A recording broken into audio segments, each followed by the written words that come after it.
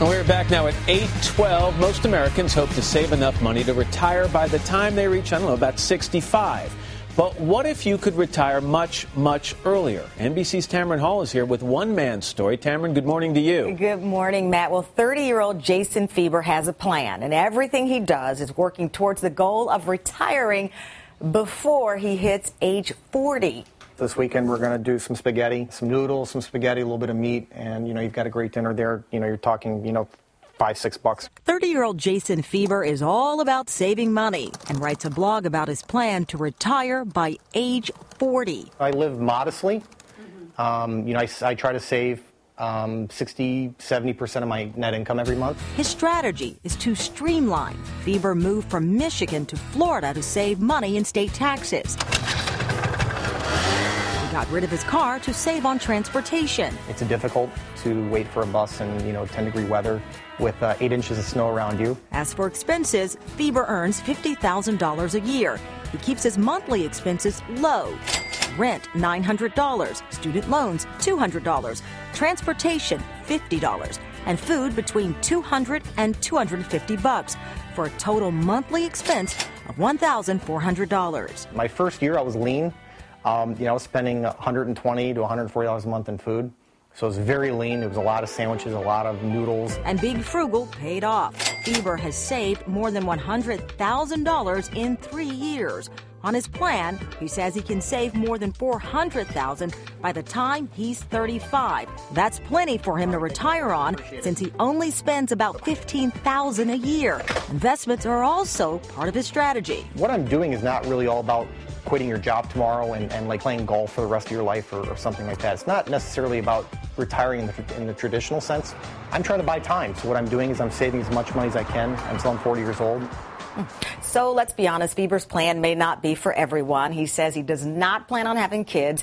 And as for medical expenses, well, he's optimistic that he will be healthy after he retires. Once he does retire, he plans to spend his time doing charity work. So, Matt, disclaimer, obviously not for everyone, but it's working for him. And it gets people thinking, Tamron. Thank you very much. Carmen Wong Ulrich is a personal finance expert. Carmen, good to have you here. Good morning, Matt. You know that commercial that says, what's your number for retirement? Yeah. So Jason is basically saying if he saves a little more than $400,000, he's set because his expenses are low.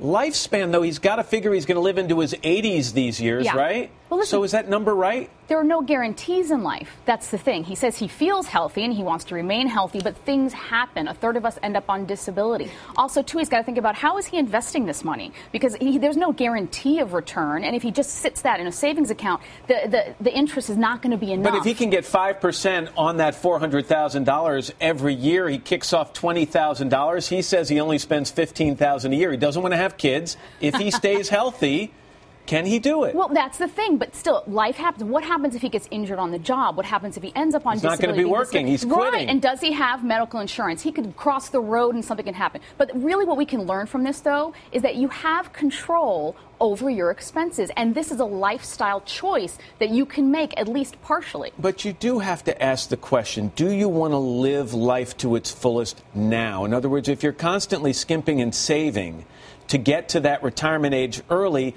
would it be better for you if you had a little more luxury in your life and allowed yourself some more expenses now and just pushed retirement off 10 years? This is a personal choice. This is a commitment to a lifestyle, to basically living like a college student, not for those 4 years, but for 20 years. Can you do that? First, to do that, you're going to have to plan the spending of every single dollar. It's that austere, right? Then you've got to think about, is everyone also around you on your side? He mentions not having kids. What if you have kids? What if you have a spouse or partner? Can they commit with you? I guess you can always go back to work. And you can get a second job. I've seen folks who get a second job funnel all of that money into savings, and they reach six figures much, much more quickly. Just help me figure out that number thing. I keep going back to this. How does the average person figure out their number? Well, that's the thing. There's no magical rule for that because it's very complicated. But you can at least get an idea by estimating your expenses in retirement. And it is an estimate and how many years you're going to retire. But two things are very important to consider. One, medical coverage. So if you're going to be retiring before the age where you can actually get government assistance for that, you're going to have to pay for health care on your own. That could be a third of your budget. And second,